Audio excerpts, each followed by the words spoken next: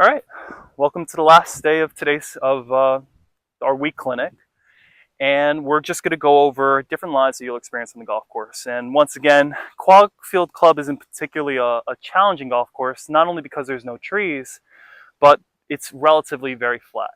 I want to teach this to you whenever you're trying to transition into a different golf course and you guys are looking to explore, because every golf course is very different from one another. So lies. What we've already covered talking about, balls that could be in divots and deep, heavy rough, also flyer lies.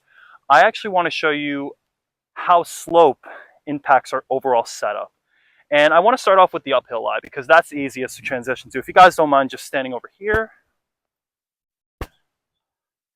So whenever we're experiencing uphill and downhill lies, we need to adjust, obviously, our setup, right? But what does that exactly mean? So the main thing is to create a level playing field as if you were hitting a standard shot. So obviously I'm not trying to set up like this because my shoulders aren't parallel to the ground, my hips aren't parallel to the ground. Now I'm creating an entire setup that I haven't even practiced, right? So as if we can, change our setup ever so slightly and just create a perfectly flat lie, it's going to be much easier to make consistent contact, right? So if I'm hitting an uphill lie and I'm aiming at this flag over here, I'm going to adjust my shoulders and I'm going to adjust my weight so that it's more on my back foot, right? Not too much to the point where you're off balance. You want to make sure you're leveled. But once again, this is just an effort to try to create a stock flat lie kind of shot. And one other thing to note is that because we're on an upslope, the ball is naturally going to go higher because obviously we're adding loft as we're hitting up on it. So there's two ways you can approach this. You can either, hit one less club. You could, instead of hitting a lob wedge, you could hit a sand wedge. Or you can, I would say carry it even further. I would recommend option A because once again, with chipping, it's really about just getting it on the green as soon as possible. So here I'm just going to execute the shot. And as we can see, the ball clearly gets up there. And, as you guys are practicing, you guys will develop much better feel. And if you guys want to actually stand over here, I'll show you guys the downhill lie. So, obviously we've experienced, I've pretty much summarized what we do in an uphill lie, but what happens if we experience the opposite? So because we tilted our shoulders this way and our hips this way for an uphill, it's the exact opposite for a downhill. So once again, instead of having weight on my back foot, I have it more on my front foot. You see how my shoulders are leveled? We've created that perfect setup, right? And as you guys can imagine, the ball is going to naturally shoot lower. So if you're typically going to hit a sand wedge or a 9-iron, it's a good idea to actually have more loft because it's going to naturally shoot lower. I have my shoulders parallel to the ground. I have my hips, weight more forward, and the ball's going to shoot a lot more low. Yeah, almost made it. And the last thing I want to show you, if you guys don't mind standing there, I'm going to adjust the camera so we'll have a better view of it.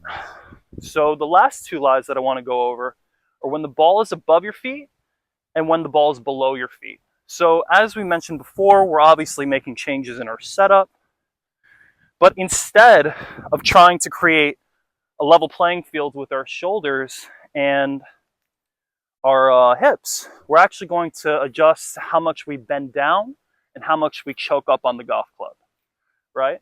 So here, you know what? Let me actually create a better angle with this.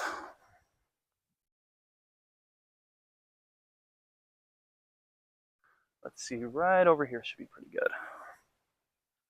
So when the ball's above my feet, if I were to just hit it the way I normally would, I would naturally hit behind the golf ball, right? And even though that came out pretty well, it's just much harder to control. So one thing to consider, when we choke up on the golf club, we grip up, right? And once again, this is just an effort to be able to make a level golf swing when we swing. Not doing that, you're going to hit behind the golf ball, right? So I'm going to choke up naturally.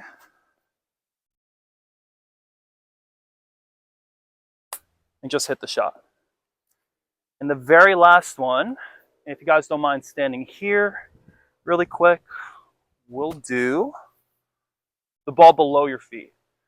So if anyone has ever gotten the advice that they struggle to stay down on the golf ball and they have a hard time turning in their downswing, one of the best ways you can practice that naturally is by hitting balls with the ball below your feet. So once again, if you guys value that part of the, that part of the sequencing in the downswing, you should practice hitting golf balls that are below your feet. And what exactly why is that so important? It promotes staying down, but also, here, you know what, let me make that a little better. I'll actually do it from this view. This is going to be a lot more dramatic. So the way we adjust to it, obviously we choked up when the ball was, above our feet. When the ball's below our feet, which is arguably one of the harder lies for right-handed golfers, is to bend our knees more, lean in more, and if you can make good contact, that means you stayed down on your shot. More oftentimes than not, people tend to top the golf ball, thin it, but, everyone take a station to learn. I suggest the higher handicap players start with the uphill and downhill lies. And I suggest the better, more seasoned players to start with the side hill lie. And yeah, give it a rip. All right.